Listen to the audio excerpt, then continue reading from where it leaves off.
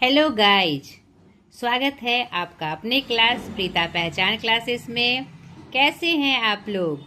आज के इस प्रीता पहचान क्लासेस में मैं लेकर आई हूँ हिंदी का जो आपका सीबीएसई में चलता है पंखुड़ी हिंदी पाठमाला क्लास 8 सीबीएसई बोर्ड पाठ 2। हमने पाठ 1 देखा था, शक्ति और क्षमा। आज मैं पाठ 2 लेकर आई हूँ। थोड़ा लंबा अंतराल हो गया। यह एक कहानी है और यह किनके द्वारा रचित है? मुंशी प्रेमचंद द्वारा रचित है, जो कि कथा सम्राट के नाम से जाने जाते हैं।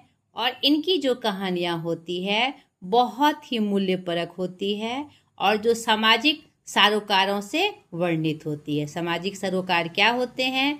जो हमारे समाज में दर्शन होता है, जो रूप दिखता है, उनका एकदम वास्तविक चित्रण, यथार्थ चित्रण प्रेमचंद जी की कहानियों में या रचनाओं में हमें दिखाई पड़ता है। तो जो कि आज हम इस कहानी के माध्यम से भी देखेंगे, लगेगा कि ये आसपास की घटना है। तो आज की इस क्लास में हम जानेंगे लेखक परिचय, पाठ परिचय और अंत में प्रश्न अभ्यास। तो चलिए स्टार्ट करते हैं लेखक परिचय से। यहाँ देखिए आपके पाठ्य पुस्तक में उनका जो पूरा परिचय, शॉर्ट में लेकिन महत्वपूर्ण परिचय यहाँ पर दिया हुआ है। मुंशी प्रेमचंद जी का जन्म 1880 में और उनकी मृत्यु 1936 ईस्वी में हुई। ये हिंदी और उर्दू के प्रसिद्ध लेखक थे और जिनका जन्म वाराणसी के निकट लम्ही ग्राम में हुआ था। इनका वास्तविक नाम धनपत राय श्रीवास्तव था। उनकी प्रारंभिक शिक्षा अरबी और फारसी में हुई। उनकी कुछ प्रसिद्ध रचनाएं प्रारंभ में उर्दू में नवाब राव के नाम से लिखी गई और बाद में उनका हिंदी अनुवाद भी हुआ। उन्हें 1936 में लखनऊ में आयोजित सर्वप्रथम भारतीय साहित्य सम्मेलन का सभापति होने का गौरव प्राप्त हुआ। वे अपने समय में हिंदी साहित्य के सबसे अधिक पढ़े जाने वाले और लोकप्रिय लेखक हैं। इनकी रचनाओं में गोदान, गबन, प्रेमाश्रम, रंगभूमि, सेवा सदन आदि अनेक लोकप्रिय उपन्यास हुए, जिन्होंने उपन्यास को एक नया आयाम दिया। ठीक है, इनकी 300 से अधिक 300 से अधिक कहानियां मानसरोवर, ये संकलन है, 8 भागों में संग्रहित है। यानी मानसरोवर नाम से एक जो संकलन है, उस नाम से 8 भाग में इनकी 300 कहानियों का वर्णन हमें प्राप्त होता है, संग्रह में प्राप्त होता है। और 8 अक्टूबर 1936 में इनका निधन हो गया। ठीक है, ये इनका लगभग पूरा परिचय हमें प्राप्त हो गया। अब चलिए पाठ के माध्यम से हम देखें कि इस कहानी के माध्यम से कौन से यथार्थ का चित्रण, कौन से स्वरूप का चित्रण समाज में जो होता आया है उसका चित्रण वो करवा रहे हैं और कौन सा संदेश वह हमें दे रहे हैं, क्योंकि कोई भी रचना से कोई ना कोई हमें संदेश प्राप्त होता है। तो चलिए पाठ परिचय के माध्यम से हम देखेंगे कि हमें कौन सा परिचय प्राप्त हो रहा है। देखिए, यही पंखुड़ी आपकी हिंदी पाठमाला है जो आपके सीबीएसई बोर्ड में 8 क्लास के में 7th और 8th में चलती है। यह पंखुड़ी का हमारा 8 का संस्करण है। ठीक है, हिंदी पाठमाला 8 क्लास के लिए। तो आज हम जानेंगे सुभागी कहानी के बारे में। पाठ 2 में देखिए सुभागी ये जो कहानी है, इस कहानी की मुख्य नायिका है। ठीक है, तो चलिए इस कहानी को जानने से पहले हम यह जाने कि इस कहानी के प्रमुख पात्र कौन कौन है। सर्वप्रथम किसी भी चीज की हम जब तैयारी करते हैं तो उसमें जो चरित्र है, जो घटनाक्रम है, उसको जानना बहुत आवश्यक होता है। तो पहले इसके कहानी के जो प्रमुख पात्र हैं उसके बारे में हम जाने। सुभागी जो कहानी का नाम भी है, कहानी की मुख्य नायिका है। तुलसी महतो सुभागी के पिता, लक्ष्मी सुभागी की माँ, रामू सुभागी का भाई, बड़ा भाई है, हरिहर गांव के चाचा हैं, सुभागी के चाचा के नाम से संबोधित करती है इस कहानी में उन्हें। बाबू सज्जन सिंह जो गांव के मुखिया हैं और उच्च वर्ग के हैं। यह कहानी के प्रमुख पात्र थे। अब चलिए कहानी के माध्यम से इस कहानी को हम संक्षेप में जाने, शॉर्टकट में जाने कि इस कहानी से हमें कौन सी बातें पता चल रही है। इस कहानी के माध्यम से मुंशी प्रेमचंद ने उस समय में और आज भी कहीं कहीं आज भी यह स्वरूप दिखाई पड़ता है बहुत परिवारों में कि बेटा बेटी में लोग बहुत अंतर करते हैं। ये स्थिति कम हुई है, लेकिन आज भी आपको जाने अनजाने बहुत से ऐसे घर मिल जाएंगे जहां पर दोनों में पार्शियलिटी की जाती है, भेदभाव किया जाता है। तो इस कहानी में यह स्वरूप भी दिखाया गया है। आप इस कहानी को सर्वप्रथम अच्छे से पढ़ लीजिएगा ताकि इस कहानी में कौन से घटनाक्रम हुए, किसने क्या कहा और कौन कौन सी बातें हुई आपको स्पष्ट रूप से पता चल जाए। जब तक आप कहानी नहीं पढ़ेंगे तब तक आप इसके प्रश्न का उत्तर सही ढंग से नहीं कर पाएंगे। तो सबसे पहले आपको इसकी कहानी जाननी है। अब हम शॉर्टकट में जानेंगे इस कहानी का और मुख्य संदेश क्या है। यहाँ पर एक पहला ये दिखाया गया है हमारे समाज में जो भेदभाव की नीति बेटे और बेटियों में है, उसका चित्रण प्राप्त होता है। कहानी का जो एक पात्र है तुलसी महतो, जो सुभागी के पिता हैं, वह खुद अपने वक्तव्य में कहते हैं कि जब रामू हुआ था तो मैंने कर्ज लेकर खर्च किया था और बेटी हुई थी तो पैसा रहने के बाद भी मैंने खर्च नहीं किया था। और यहाँ पर देखिए आप कहानी के बीच में ही उनको पुरानी बातें याद आ जाती है कि रामू के जन्मोत्सव पर उन्होंने रुपये कर्ज लिए थे, जलसा किया था और सुभागी पैदा हुई तो घर में रुपये रहते हुए भी उन्होंने एक कौड़ी खर्च ना की। पुत्र को रत्न समझा और पुत्री को पूर्व जन्म के पापों का दंड। वह रत्न कठोर निकला और यह दंड कितना मंगलमय। इससे पता चल गया होगा कि उन्होंने खुद अपने जीवन में बेटे बेटी में अंतर किया। कहानी आगे बढ़ती है, इस परिवार से शुरू होती है। तुलसी महतो इस कहानी का एक पात्र है जो प्रमुख रूप में आया है, वह पिता के रूप में आया है। उनकी पत्नी का नाम लक्ष्मी है, उसे एक बेटा एक बेटी है। बेटी का नाम सुभागी और बेटा का नाम रामू रहता है। इस कहानी में दिखता है कि दोनों की शादी हो जाती है, लेकिन दुर्भाग्यवश सुभागी कम उम्र में ही विधवा हो जाती है, अर्थात उसके पति की मृत्यु हो जाती है, जिससे कि उसके ऊपर दुखों का पहाड़ टूट पड़ता है। लेकिन वह हिम्मत नहीं हारती, अपने आप को संयमित करके वह पिता के घर में ही रहना स्वीकार करती है और पूरी तरह से मेहनतकश होकर अपने पूरे कर्तव्य का पालन करती है, अपने पिता के प्रति, अपने माता के प्रति। और उसका जो भाई है रामू, वह उच्चट किस्म का इंसान है और वह क्रोधी भी है और आवारा किस्म का है। वह कामचोर भी है, काम भी करना नहीं चाहता। और जब वह अपने घर में रहना शुरू कर देती है तो उसे भारी लगता है, यानी रामू को अच्छा नहीं लगता। क्यों अच्छा नहीं लगता? क्योंकि वह दिन रात अपने माता पिता की सेवा करती है, हर तरह से खेतों में काम कर कर, रात में उठकर कूटना पिसना करती है, चौका बर्तन करती है, गोबर थापती है, जो गांव में मुख्य काम होते हैं। यह कहानी गांव के संदर्भ की कहानी है। तो सारे काम वह करती है, दोपहर में आकर जल्दी जल्दी खाना पकाती है, सबको खिलाती है। लेकिन माँ और पिता को माँ के सिर में तेल लगाती है, देह दबाती है, सब कुछ करती है, लेकिन भाई को माँ पिता को हमेशा रोकती है काम करने से कि मैं खुद कर दूंगी, लेकिन भाई को नहीं रोकती है। इससे भाई उससे चिढ़ा रहता है कि सबका तो ये खूब करती है और मेरा काम यह क्यों नहीं करती। नहीं, यह उसे बहुत अखड़ता है। वह सोचता है कि दादा को तिनका भी नहीं उठाने देती और मुझे पीसना चाहती, यानी मुझसे मेहनत करवाना चाहती है। इस व्यवहार से वह उसके साथ दुखी हो जाता है और उसे देखना पसंद नहीं करता। धीरे धीरे वह हमेशा उससे झगड़ने का बहाना ढूंढता फिरता है और हमेशा कोई ना कोई बात पे झगड़ा करता है उससे, जिससे उसके मम्मी पापा उनको रोकते हैं कि ऐसा नहीं करो। तो वह सोचता है, उसकी छोटी बुद्धि होती है और छोटी बुद्धि के कारण वह सोचता है कि मैं कमाता हूँ और ये थोड़ा बहुत माँ पिता के आगे काम करके उसका मीठा बनती है, और मैं कमाता हूँ और झूठ मूठ का बड़ाई वह ले जाती है। उसको गलत फहमी हो जाती है।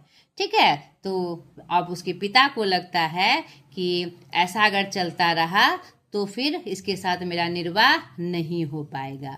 वह अब उल्हाना देकर पिता को कहती है, अपनी बहन को भी कहता है रामू कि अलग हो जाओ। अगर तुम्हें लगता है कि तुम सब कुछ कर लोगे तो तुम अलग होकर क्यों नहीं करती, मेरे ऊपर क्यों माथे पर पड़ी रहती हो।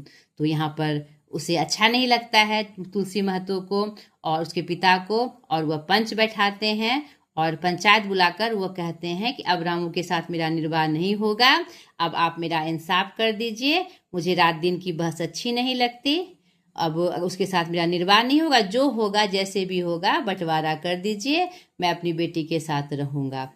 तो गांव के जो मुखिया हैं सज्जन सिंह, वह रामू को समझाते हैं, लेकिन रामू थोड़ा सा कठोर स्वभाव का है और वह कहता है कि इसमें ढिठाई की क्या बात है, शर्म की क्या बात। जब उसे कहा जाता है कि तुम्हें शर्म नहीं आती, अपने पिता माता से अलग रहना चाहते हो, बहन इतनी दुखी है, तुम ये फैसला लेना चाहते हो, उस पर वह ढिठाई से क्या कहता है, इसमें शर्म की क्या बात है, जब एक साथ गुजारा ना हो तो अलग हो जाना ही अच्छा है। ठीक है, जब आप इस कहानी को पढ़ेंगे तो सारी संदर्भ आपको पता चल जाएंगे, किसने क्या कहा और इस कहानी में कौन सी घटनाक्रम चली। ठीक है, तो अंततः दोनों अलग हो जाते हैं और क्या कहते हैं, तुलसी ऐसा नहीं चाहती थी लेकिन फिर भी उसे यह चीज मानना पड़ता है, और सुभागी तन मन धन से अपने माता पिता की सेवा करती है। पूरे गांव में उसकी बड़ाई होती है, यह देखकर भी उसका जो भाई है उससे परेशान रहता है, उससे जलता है, कुड़ता है, और दिन बीतते चले जाते हैं। लेकिन ऐसा संजोग आता है, कुछ समय आता है कि तुलसी महतो की तबीयत खराब हो जाती है, उसे 7-8 दिनों से बुखार चढ़ जाता है।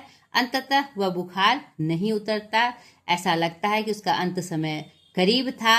उसके सज्जन सिंह मुखिया उससे मिलने आते हैं और वह सज्जन सिंह को क्या कहते हैं, वह अपने पुत्री का हाथ थमाकर कहते हैं कि अब तो मैं चला जाऊंगा, अब इसे तुम्ही को देखना होगा, तुम्ही को संभालना होगा। वह एक भले मानस थे और गांव के मुखिया भी थे, तो पूरे गांव के लोगों का वह बहुत अच्छा से निर्वाह करते थे। ठीक है, तो वो क्या कहते हैं, वह चाहती है सुभागी कि अपने भाई को बुला लाए, लेकिन वह नहीं आता और अंततः उसकी मृत्यु हो जाती है। दुख का पहाड़ टूट पड़ता है। उसके बाद गांव वाले भी उसे बहुत समझाते हैं और क्या कहते हैं, उसको अपने पिता की अंत्येष्टि करने को कहते हैं, लेकिन वह नहीं आता। क्या कहते हैं, जब सज्जन सिंह भी तुलसी महतो को, जब वो उसकी मृत्यु नहीं होती है, अंत समय में कहते हैं कि मैं उसे बुला कर ले आता हूँ, उसे तुम माफ़ कर देना समझा बुझाकर, लेकिन वह पिता इतना दुखी होता है, वह यह बात स्वीकार नहीं करता है, कहता है मैं उसका मुंह भी देखना नहीं चाहता हूँ। फिर भी गांव वाले उसको समझाते हैं उसकी मृत्यु होने पर, लेकिन बेटे में इतना भी ज्ञान नहीं था कि वो मृत्यु के बाद अपने पिता के पास जा सके। यह भी यह जो व्यवहार होता है बच्चों का, इसके प्रति भी हमारा ध्यान आकृष्ट कर रहे हैं प्रेमचंद कि ऐसा नहीं होना चाहिए। जिस माता पिता ने हमें जन्म दिया उसके प्रति हम हर काम के लिए उत्तरदायी होते हैं। उन्होंने ही हमें जीवन दिया, वही हमें पाल पोस कर बड़ा करते हैं, फिर ऐसा व्यवहार उचित नहीं है। ठीक है, इस किसी संदेश के माध्यम से वह यह भी बात हमें सिखा रहे हैं। आगे अंततः वह नहीं आता है, फिर सुभागी उनका दाह संस्कार करती है। कुछ पैसे जो उन्होंने काम करके, खेतों में काम कर कर मजदूरी करके किए थे, उससे वह दाह संस्कार करती है और 13वीं में उसका सारा खर्चा सज्जन सिंह उठाते हैं। सुभागी उनसे पूछती है कितना खर्चा हुआ, लगभग 3000 रुपये खर्च हुए रहते हैं। सुभागी सकुचाते हुए उनसे कहती है मैं इन रुपये की देनदार हूँ। और पति के देहांत होने के बाद एक और बात घटनाक्रम उस परिवार में होती है। उसकी जो पत्नी लक्ष्मी थी वह भी अस्वस्थ होती है, क्योंकि वह एक धर्मपरायण महिला थी, पति को खिला कर खाती थी, जैसे कि गांव में परंपरा चलती थी उस समय। तो उनके मरने से इस पे दुखों का पहाड़ टूट पड़ता है और अपने आप को वह संभाल नहीं पाती। अंततः वह भी बिस्तर पकड़ लेती है और उसकी भी मृत्यु हो जाती है। उसके बाद लक्ष्मी थी, जो सुभागी थी, उसका अब जीवन का एक ही उद्देश्य रहता है, किसी तरह काम कर कर खट कर उनके सज्जन सिंह के द्वारा जो उसे ऋण लिया था अपने पिता के दाह संस्कार में, उसका निर्वाह कर सकूं। 13वीं तक खर्च करने में जो उसने कर्ज लिया था या खर्च किया था, उसका निर्वाह कर सकूं। वह हर महीने कड़ी मेहनत करती है और 300 की किस्त बांधकर हर महीने के अंत में वह सज्जन सिंह को पैसा चुकाती है और धीरे धीरे वह सारा पैसा चुका देती है। जब अंत में वह पूरा पैसा चुका देती है तो वह बहुत खुश होती है और कृतज्ञ भाव से वह उन्हें कहती है, दादा क्या कहते हैं, अब मैं निश्चिंत हो गई। तो वहाँ पर उसके सामने एक प्रस्ताव रखते हैं सज्जन सिंह कि मैं इतना दिन तक मैं तुमसे कुछ नहीं कहता रहा, क्योंकि मैं जानता हूँ कि तुम स्वाभिमानी थी, तुमने मुझे अपना देनदार माना था, इसलिए मैंने कुछ नहीं कहा। लेकिन तुमसे अब एक प्रार्थना है, एक रिक्वेस्ट है, क्या तुम मेरी बात मानोगी? तो वह उनकी बहुत इज्जत करती थी, बहुत आदर करती थी। सुभागी बोली, दादा आपकी बात नहीं मानूंगी तो किसकी बात मानूंगी? आप मेरे लिए बड़े हैं, सब कुछ है, मैं आपकी बात नहीं टाल सकती। तो वह उनके सामने अपनी बहू बनाने का प्रस्ताव रखते हैं कि तुम बहुत अच्छी हो और मैं चाहता हूँ कि तुम मेरी बहू बनकर मेरे घर को सुंदर बनाओ, अच्छे से रहो। मेरा जो पुत्र है वह तुमसे प्यार करता है, तुम्हारी पूजा करता है। सुभागी उनका बहुत आदर करती थी और बहुत स्नेह भी करती थी। तो वह उसके प्रस्ताव को स्वीकार कर लेती है और फिर उसके बेटे से यानी सज्जन सिंह के बेटे से उसकी शादी हो जाती है। और सज्जन सिंह उनके माथे पर हाथ रखकर कहा, बेटी तुम्हारा सुभाग अमर हो, तुमने मेरी बात रख ली, मुझसा भाग्यशाली व्यक्ति संसार में कौन होगा। तो अंततः क्या रूप दिखाई पड़ता है इस कहानी के माध्यम से कि हम ऐसा पक्षपात करते हैं बेटे बेटियों में, लेकिन आगे हमने क्या देखा कि बेटियां बेटे से ज़्यादा निर्वाह करती है। और यह उदाहरण आपको समाज में बहुत रूपों में दिखाई पड़ जाएगा। ठीक है, तो ये कम कब होगा? जब हम दोनों को समान मान दे, समान रूप से समझे, तब बेटे भी ऐसा भेदभाव नहीं करेंगे, वह अखड़ नहीं बनेंगे, अहंकारी नहीं बनेंगे और अपने माता पिता का सम्मान करेंगे। तो यह बहुत ही अच्छा संदेश इस कहानी के माध्यम से हमें प्राप्त हुआ। अब चलिए इसका तीसरा पार्ट, हम प्रश्न अभ्यास की तरफ चले। छोटा छोटा प्रश्न है, हम फटाफट करते चले जाएंगे। वीडियो थोड़ा लंबा हो गया, कोई बात नहीं। प्रश्न अभ्यास में देखिए क्या है, सुभागी किस काम में निपुण थी? सुभागी हर काम में निपुण थे, उसे गृहस्थी के सारे काम, खेती-बाड़ी के सारे काम उसे सही रूप से आते थे। यहाँ पर वह जो काम करती है, जब आप कहानी पढ़ेंगे तो देखिएगा कि जो काम करती थी उसका सारा चीज़ आपको, यानी गृहस्थी का, खेती का सारा काम वह जो करती थी उसे आपको बनाकर अच्छे से लिखना है। ठीक है, तो सारे कामों में निपुण थी, घर की गृहस्थी के सारे कामों में और खेती बाड़ी के काम करने में भी वह निपुण थी। संकट के समय सुभागी का साथ कौन देता था? संकट के समय सुभागी का साथ उसके पिता देते थे और पिता की मृत्यु के बाद उस संकट में उसका साथ किसने दिया? गांव के मुखिया सज्जन सिंह ने दिया। दोनों संदर्भ आपको रखना है। ठीक है, प्रस्तुत कहानी के लेखक कौन है? प्रस्तुत कहानी के लेखक मुंशी प्रेमचंद हैं। अब नेक्स्ट प्रश्न देखिए, लिखकर बताइए। सही उत्तर पर सही का निशान लगाइए। रामू कैसा व्यक्ति था? वह कामचोर और आवारा था। हम कहानी के माध्यम से देखेंगे। तुलसी ने कब कर्ज लिया था? तुलसी कौन थे? सुभागी के पिता। रामू के जन्मोत्सव पर, जैसा मैंने प्रसंग में भी आपको दिखाया, जो उसे दुख होता है। सज्जन सिंह के कुल कितने रुपये खर्च हुए थे? तो 3000 खर्च हुए थे। 3000 रुपये उसके क्या कहते हैं अंत्येष्टि में वो खर्च किए थे उन्होंने। ठीक है, घ नंबर देखिए, सुभागी का अब केवल एक ही लक्ष्य क्या था? तो कहानी के माध्यम से हमने देखा ऋण चुकाना सुभागी का एक लक्ष्य था। ठीक है, निम्नलिखित शब्दों की सहायता से रिक्त स्थान को भरिए। देखिए यहाँ पर मैंने भर दिया है, स्क्रीनशॉट लेकर आप देख लीजिए। ठीक है, ये भी हो गया। अब तीसरा प्रश्न, निम्नलिखित प्रश्नों के उत्तर संक्षेप में दीजिए। सुभागी का भाई रामू कैसा व्यक्ति था? सुभागी का भाई रामू कैसा व्यक्ति था? हमने देखा वह कामचोर और आवारा किस्म का व्यक्ति था। सुभागी सुहागी में ऐसा क्या था कि सभी उसे अपने घर की बहू बनाने को तैयार हो जाते थे। तो कहानी के माध्यम से आप देखिएगा, हमने आपको बताया भी सुहागी का स्वभाव इतना सरल था और इतने अच्छे तरीके से वह गृहस्थी के कामों को संभालती थी, माता पिता की सेवा करती थी, सबसे स्नेहिल व्यवहार करती थी कि सभी उसे अपने घर की बहू बनाने को तैयार हो जाते थे। तुलसी के मरने के बाद लक्ष्मी की क्या हालत हो गई थी। तुलसी के मरने के बाद लक्ष्मी की हालत थोड़ी खराब हो गई थी, क्योंकि माथे से पिता का साया उठना यह एक बहुत दुख की बात होती है। और पिता की मृत्यु के बाद माँ ने भी खाट पकड़ लिया था, वह भी अपने पति का वियोग नहीं सह पा रही थी और अंततः उसकी भी मृत्यु हो जाती है। तो उसके सामने दोहरा दुख उसके सामने आता है। एक तो पिता की अंत्येष्टि संस्कार में उसे कर्ज लेने की नौबत आती है। कर्ज लेने की नौबत मतलब सज्जन सिंह खर्च तो करते हैं, लेकिन उसे उसका अपना ऋण ही समझती है। तो उसके खर्च के निर्वहन में उसे बहुत मेहनत करनी पड़ती है। दिन रात की मेहनत से वह धीरे धीरे 300 रुपये हर महीने जमा कर वह उस कर्ज को उतारती है। तो उसकी ऐसी हालत हो जाती है। ठीक है। घ नंबर, सुहागी ने सज्जन सिंह का ऋण कैसे उतारा। तो आप मैंने अभी स्पष्ट किया, सुहागी ने सज्जन सिंह का ऋण खेतों में मेहनत करके, बहुत मेहनत करके हर महीने 300 रुपये उसने जमा किए और किस्त में बांधकर उन्होंने महीने की 30 तारीख को 300 रुपये देकर अंततः अपने ऋण को उतारा। ठीक है। चौथा देखिए, पाठ के आधार पर चरित्र चित्रण करिए। सुहागी, जब चरित्र चित्रण का मतलब होता है कि उस पात्र का कैसा चरित्र था, कैसा व्यवहार था। ठीक है। तो सुहागी का चरित्र चित्रण करने का आपको कहेगा।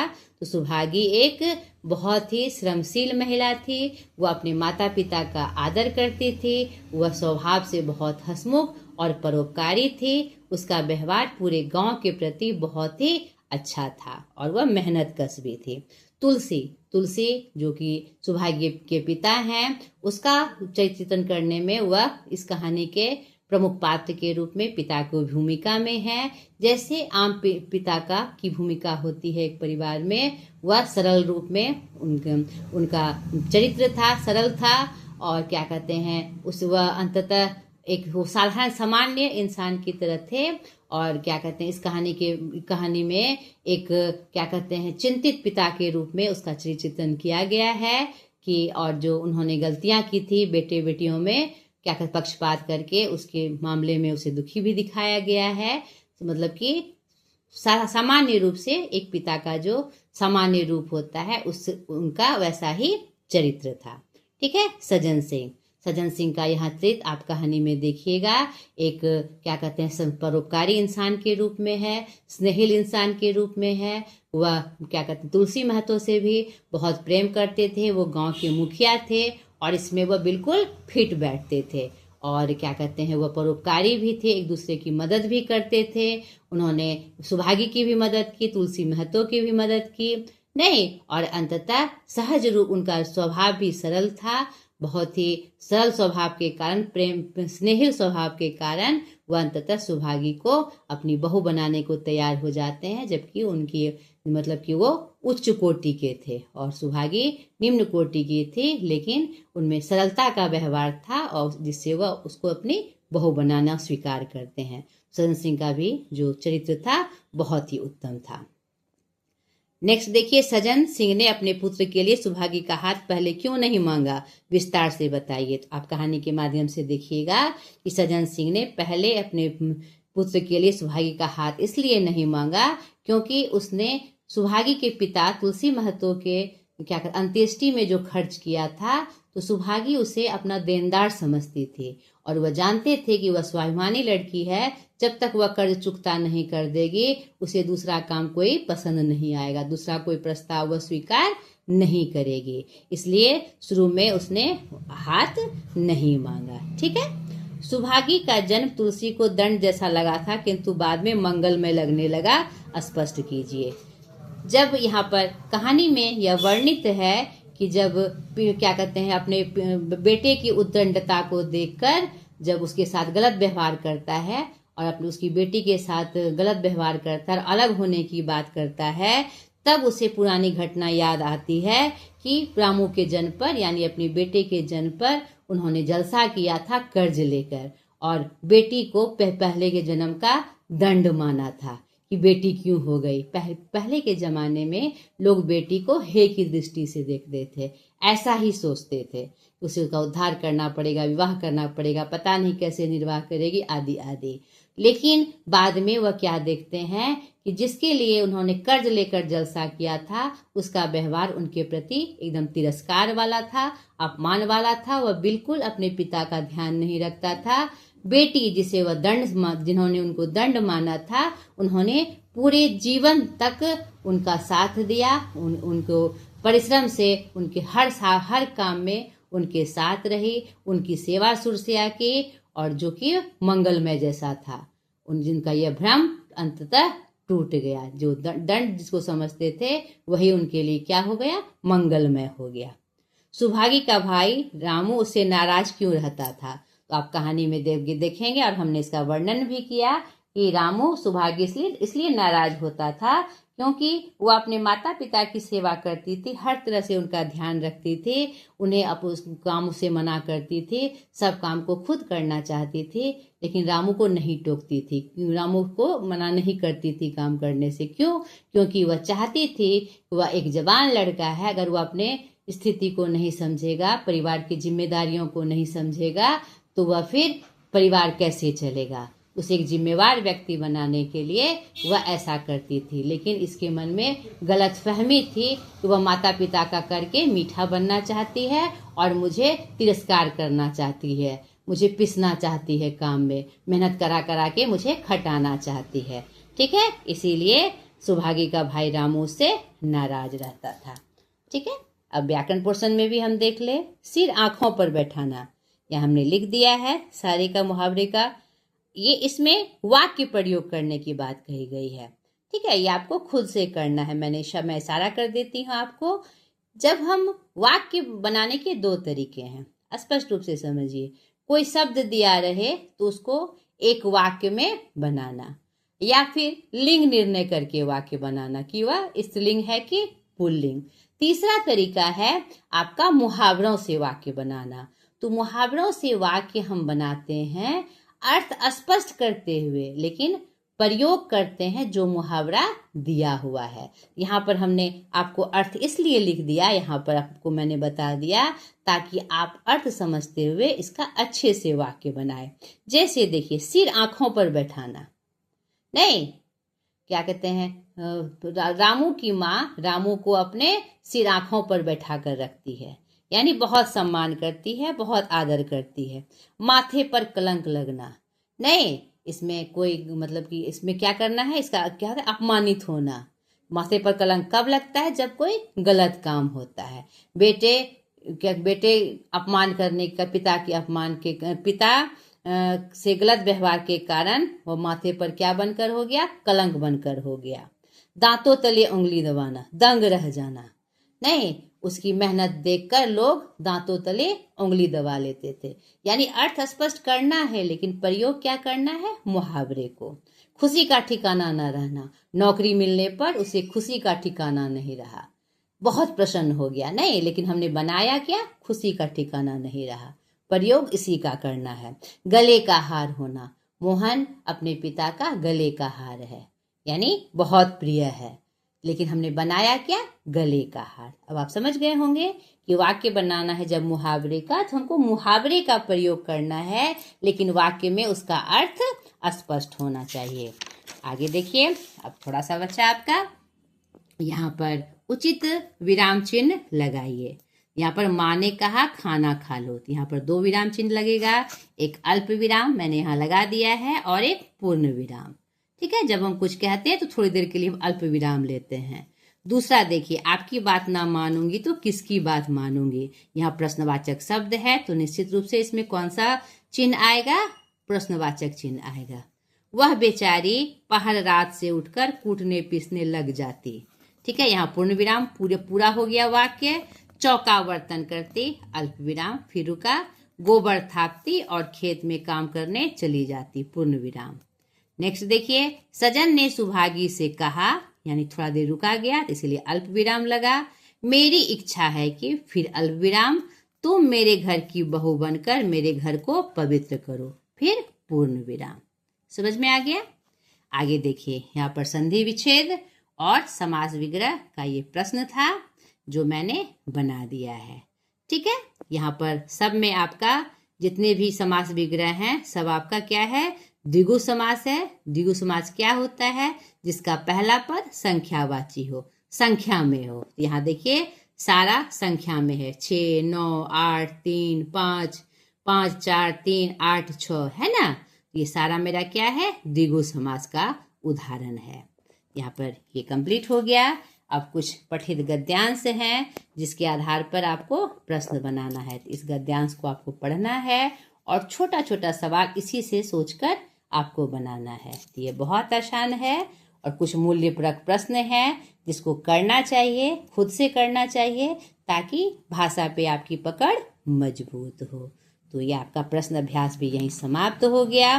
कुछ खेल खेल के लिए कुछ एक्टिविटीज है, कुछ रचनात्मक गतिविधियां हैं, उसे भी आप जरूर करिएगा, खुद से करिएगा, ताकि आपका नॉलेज इसमें और बढ़े।